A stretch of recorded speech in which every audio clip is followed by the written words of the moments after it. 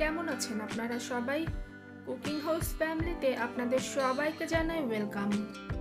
কাছে ও দূরে, দেশ এবং দেশের বাহিরে যে যেখান থেকেই বসে আমার আজকের এই ভিডিওটি এনজয় করছেন, আশা করছি আল্লাহর রহমতে সবাই সুস্থ আছেন ও নিরাপদেই আছেন। আমরাও আলহামদুলিল্লাহ অনেক ভালো আছি। বরাবরের মতো আবারও নতুন আরেকটি ব্লগ ভিডিওতে আপনাদের সবাইকে আবারও আরেকবার স্বাগত জানিয়ে আমার আজকের ব্লগটি এখানেই শুরু করছি। আপনারা সবাই আমাকে দেখে নিশ্চয়ই বুঝতে পারছেন আমি এখন ব্যালকনিতে, কারণ একটু আগেই এক পশলা ঝড় বৃষ্টি হয়ে গিয়েছে। আর ঝড় বৃষ্টি শেষ হওয়ার পর এখন ব্যালকনির এই অবস্থা। আজকে কাজ আমার আরও বেড়ে গেল। আসলে খেয়াল করে দেখবেন, স্বামী স্ত্রী দুজনে মিলেই কিন্তু সংসার, আর দুজনের পারস্পরিক বোঝাপড়ায় সংসার কিন্তু আরও মধুর হয়। সেদিক থেকে আপনাদের ভাইয়া মানে তানিশার বাবা মাশাআল্লাহ অনেক ভালো। আপনারা সবাই ভালো বলতে কি বুঝেছেন জানি না, আমি আপনাদেরকে এখন বুঝিয়ে বলছি। তালহার বাবা অফিস থেকে ফিরে বিকেল 5টার সময়, তারপর আসলে যথারীতি নামাজ আছে, সেই সাথে খাওয়া দাওয়া, ফোন, সেই সাথে বাচ্চাদেরকে নিয়ে অনেক ব্যস্তই সময় কাটাই। কিন্তু সাংসারিক কাজে হেল্প করার মতো সময় ও হয়তো বা পায় না। আর আমার তালহা তানিশা তহামামনির সাথে যে সুন্দর সময় কাটায় ওর বাবা, তাতেই আমি অনেক খুশি। কারণ তালহা তানিশা তো যমজ, সেটা আপনারা নিশ্চয়ই সবাই জানেন। আর এই যমজ বাচ্চা মানুষ করা এক হাতে কিন্তু অনেক কষ্ট। আর সেক্ষেত্রে তালহার বাবা যদি আমাকে সাহায্য না করতো, তাহলে হয়তো বা আমার আরও অনেক কষ্ট বেড়ে যেত। আজকে আসলে সকাল থেকে অনেক ব্যস্ত আমি। সেই সাথে আজকে সকালে বাজারও নিয়ে আসা হয়েছিল, তবে একসাথে আজকে অনেক বাজার করতে আমি নিষেধ করে দিয়েছিলাম তালহার বাবাকে। কারণ একসাথে অনেক বাজার আনলে সেগুলো সব গুছিয়ে রান্নাবান্না করা অনেকটা কষ্ট হয়ে যায়, সেই সাথে অনেক সময়ও লাগে। আর আজকে বাজার থেকে বোয়াল মাছ নিয়ে আসা হয়েছে। আর এই বোয়াল মাছ আমার বাচ্চারা কিন্তু খুব পছন্দ করে, সেই সাথে তালহার বাবাও অনেক পছন্দ করে বোয়াল মাছ। টমেটো দিয়ে বোয়াল মাছের কষা ঝোল রেসিপিটি যদি করেন তাহলে তো কথাই নেই, খুবই তৃপ্তি নিয়ে আমার ছোট দুটো খেয়ে নেবে, একটুও ঝামেলা করবে না। নতুবা অন্য সময় কি করে জানেন, যদি খাবারটা খুব ভালো না হয়, মানে তরকারিটা যদি সুস্বাদু না লাগে খেতে, সেক্ষেত্রে একবার কি দুইবার ভাত মুখে নিবে, তারপর বলবে আর খাবে না, আমার পেট ভরে গেছে। খুব দুষ্টু, এভাবে জ্বালাবে। আর কিছুক্ষণ পরপর বলবে আমাকে পাস্তা বানিয়ে দাও, না হলে নুডলস তৈরি করে দাও, না হলে কেক বানিয়ে দাও, আর না হলে বলবে প্যানকেক বানিয়ে দাও। এভাবেই চলে আর কি। আজকে দুপুরে বোয়াল মাছ ভুনা করব আর কাঁকরোল ভর্তা করব। বোয়াল মাছের উপকারিতা ও পুষ্টিগুণ কিন্তু অনেক, আর মাছটা খেতেও অনেক সুস্বাদু। আর এটা যদি ধরেন নদীর বড় মাছ হয়, তাহলে তো স্বাদের শেষ নেই। আর আমাদের শরীরকে সুস্থ রাখতে মাছ খাওয়ার অভ্যাস করা ভালো, বিশেষ করে বাচ্চাদের ছোটবেলা থেকেই যদি মাছ খাওয়ার অভ্যাস করানো যায়, তাহলে তো কথাই নেই। কারণ বিভিন্ন গবেষণায় দেখা গেছে মাছের শরীরে থাকা ওমেগা 3 ফ্যাটি অ্যাসিড দৃষ্টিশক্তি বাড়াতে গুরুত্বপূর্ণ ভূমিকা পালন করে। আর আমরা যারা বড়রা আছি, আমাদের ভেতরে অনেকে আছেন যাদের কাজ করতে হয় সবসময় কম্পিউটারে বা অনেক সময় ডিজিটাল স্ক্রিনের সামনে বসে কাজ করতে হয়, তো তাদের প্রতিদিনের খাবারের তালিকায় মাছ থাকা কিন্তু এরকম আবশ্যক।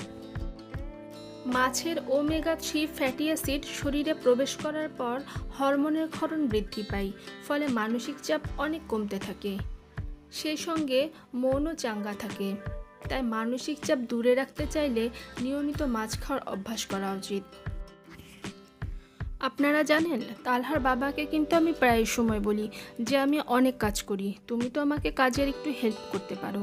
তো ও আমাকে হাসতে হাসতে কি বলে জানেন, ও আমাকে বলে সংসার সুখের হয় রমণীর গুণে।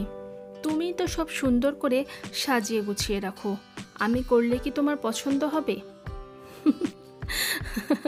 দেখেছেন কাজ না করার কি ধান্দা। আপনাদের সবার সঙ্গে একটু পর কথা বলছি, আগে আমার পোলাপান সামলায় নেই। ওরা লিচু খাবে বলে অনেকক্ষণ ধরেই আমাকে বলছে যে লিচু দাও লিচু দাও, আর আমি তো একটার পর একটা কাজ করেই যাচ্ছি। আসলে ইদানিং সংসার নিয়ে এত ব্যস্ত হয়ে পড়েছি যে একটুও সময় বের করতে পারছি না। আমার এক আত্মীয় ভাবি আছেন, অনেক দিন ধরেই ডাকছেন ওনার বাসায় বেড়ানোর জন্য, তো সেখানেও যেতে পারছি না এই কাজের ঝামেলায়। আরে দেখছনি কারবার, দুজন বলে লিচু খাবে আর একজন বলছে ড্রাই কেক খাবে। এমনিতে আজকে কাজের অনেক দেরি হয়ে গেছে, তারপর আবার মাঝখান থেকে এরা যদি এত প্যারা দেয় তাহলে তো আজকে আরও দেরি হয়ে যাবে। অবশ্য এখন মাত্র 12টা বাজে, কিন্তু তারপরও বলবো অনেক দেরি হয়ে গেছে, কারণ অন্যান্য দিন আমার আরও অনেক আগেই দুপুরে রান্না হয়ে যায়। আপনাদের সবার সঙ্গে কথা বলতে গিয়ে আমি কিন্তু একটা কথা ভুলেই গেছি। আপনাদেরকে আরও একবার স্মরণ করিয়ে দেই, আমার ব্লগের কোনো অংশ বা কোথাও যদি আপনাদের কাছে খুব ভালো লাগে তো প্লিজ একটি লাইক দিয়ে দিবেন, কারণ আপনাদের একটা লাইকই কিন্তু আমার এই ব্লগগুলোকে অনেকের কাছে, অসংখ্য আপু এবং ভাইয়াদের কাছে পৌঁছে যেতে সাহায্য করবে। আর আপনারা যারা প্রতিনিয়ত আমার সাথেই আছেন আপনাদেরকে ধন্যবাদ জানাচ্ছি। আপনাদেরকে বারবার একটি কথা সবসময় আমি মনে করিয়ে দেই যে আপনারা লাইক দিয়ে দিবেন, কারণ আমার ব্লগে লাইকের সংখ্যা অনেক কম। হঠাৎ করেই আপনাদের ভাইয়া অফিস থেকে ফোন করে আমাকে বলল যে তার একজন কলিগ আমাদের বাসায় বেড়াতে আসবেন আর আজকে দুপুরে লাঞ্চ করবেন। তো এখন বাজে 12টা 20, আর এই এত অল্প সময়ের মধ্যে আমি কি আয়োজন করব বুঝতে পারছি না। ও আরও একটা কথা বলি আপনাদের সবাইকে, আমি সবসময়ই মন থেকে খুব চেষ্টা করি আপনাদেরকে ভালো কিছু উপহার দেওয়ার জন্য। ইতিমধ্যে আমার বেশ কিছু ভিডিও আপনাদেরকে উপহারও দিয়েছি, তো এর মধ্যে আপনাদের যদি একটুও ভালো লাগে তো প্লিজ আমার চ্যানেলটিকে সাবস্ক্রাইব করবেন। আর সাবস্ক্রিপশনের পাশে বেল বাটনের ছোট্ট একটি আইকন আছে, সেটা প্রেস করে দিবেন, যাতে পরবর্তীতে আমি ভিডিও ছাড়া মাত্রই আপনার কাছে নোটিফিকেশন পৌঁছে যায়, আর আপনার যখনই মন চাইবে আপনি তখনই তা দেখে নিতে পারবেন। হঠাৎ করে যদি শুনি যে বাসায় মেহমান আসবে, তখন মনে হয় যে কি করব, কেমন যেন একটা চিন্তা চলে আসে মনের ভেতরে। আর আগে থেকেই যদি জানি যে অমুক দিন আমার বাসায় মেহমান আসবে, তাহলে তার একটা প্রিপারেশনও নেওয়া যায়। আমি কি রান্না করব আর তাকে কি দিয়ে আপ্যায়ন করব, সেই বিষয়ে একটা ধারণা নেওয়া যায়। যাই হোক, কিছুই করার নেই, মেহমান হলো আল্লাহর দান। বান্দার উপরে তিনি যখন খুশি থাকেন তখনই বাসায় মেহমান আসে। মনে মনে চিন্তা করলাম কি জানেন, যে সহজ উপায়ে আর চটজলদি কি তৈরি করা যায়। আর এটা ভাবতে ভাবতেই ফ্রিজের ডিপ খুলে বক্স থেকে 1 প্যাকেট মুরগি বের করলাম। আর বাসায় প্যাকেট বিরিয়ানির মশলাও আছে। ভাবা মাত্রই কাজ শুরু।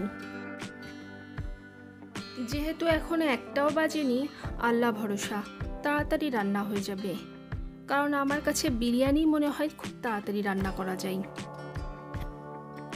আর আমার পোলাপান কিন্তু আবার চিকেন বিরিয়ানি খুব পছন্দ করে, আর চিকেন তো সবসময়ই স্বাস্থ্যের জন্য অনেক ভালো, আবার বড়দের জন্য অনেক উপকারী এই চিকেন, কারণ মুরগির মাংসের মধ্যে প্রচুর পরিমাণে সেলেনিয়াম থাকে।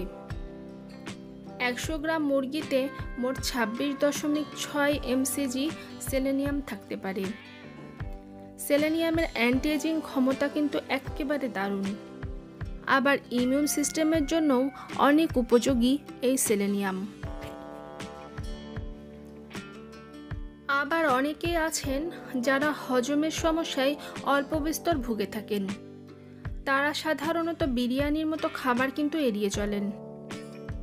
তবে তারা জানলে হয়তো অবাক হবেন যে এই বিরিয়ানি আপনার হজম শক্তি বাড়িয়ে দিতে পারে, কারণ এই বিরিয়ানির ভেতরে রয়েছে অনেক মশলা, হলুদ, মরিচ, আদা, জিরা, ধনিয়া, গরম মশলা দিয়ে বানানো এই মশলা হজমে সাহায্যকারী এনজাইমকে সক্রিয় করে। মুরগির মধ্যে রয়েছে নিয়াসিন বা ভিটামিন B3, যা শরীরে ডিটক্সিফিকেশনে কাজ করে, শরীরকে বাড়তি শক্তি প্রদান করে। আবার সেই সাথে ক্যান্সার, কোলেস্টেরল এবং স্নায়বিক সমস্যার মতো বিভিন্ন শারীরিক সমস্যার হাত থেকেও রক্ষা করে এই নিয়াসিন। আসলে যাই বলেন না কেন, একটা কথা কিন্তু ঠিক, বিরিয়ানি আমাদের কার না খেতে মন চায় বলেন? বিশেষ কোনো অনুষ্ঠান হোক বা স্বাদ বদল করতে বিরিয়ানি চাই। তবে স্বাস্থ্য সচেতন যারা বিরিয়ানি খান কিন্তু তারা রয়েছে। অনেকেই ভাবেন অত্যাধিক তেল মশলা দিয়ে বানানো রাজকীয় আহার বিরিয়ানি খেলে শরীরের অনেক ক্ষতি, কিন্তু এমনটা মোটেও নয়। খাদ্যগুণের নিরিখে বিচার করলে একমাত্র বিরিয়ানিকেই সম্পূর্ণ এবং সুষম আহার বলা যেতে পারে। আসলে এত অল্প সময়ের মধ্যে বিরিয়ানির পুষ্টিগুণের কথা বলে শেষ করা যাবে না। কার্বোহাইড্রেট, প্রোটিন, ফ্যাট শরীরের গঠনের জন্য প্রয়োজনীয় এই 3টি অত্যাবশ্যকীয় উপাদান বিরিয়ানিতে পর্যাপ্ত পরিমাণে থাকে। এক প্লেট বিরিয়ানি তাই একজনের সুষম আহার হিসেবে বিবেচিত হয়।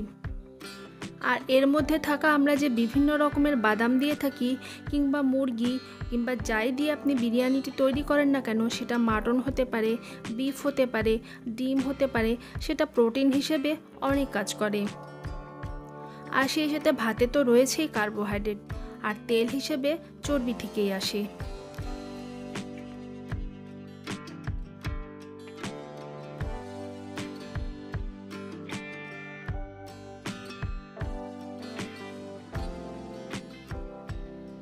এখন দুপুর 3:30 বাজে। বাচ্চারা অনেক আগেই দুপুরের খাবার শেষ করে বেডে চলে গিয়েছে, আর তালহা তানিশা তো এখন রীতিমতো ঘুমের মধ্যে। আর তোহাকে অনেক আগেই আমি কোচিংয়ে রেখে আসছি। আপনাদের ভাইয়া আর ওনার কলিগ, যিনি আজকে আমাদের বাসায় বেড়াতে এসেছেন, আদনান ভাই, ওনারা দুইজন লিভিং রুমে বসে টিভি দেখছেন আর সেই সাথে গল্প করছেন। আর আমি এখন একটু কোল্ড ড্রিঙ্কস খাই। ও আপনাদেরকে ব্যালকনিটা একবার দেখাই চলেন। এখন দেখতে কত সুন্দর লাগছে, সব পরিষ্কার করার পর একেবারে ফকফকা।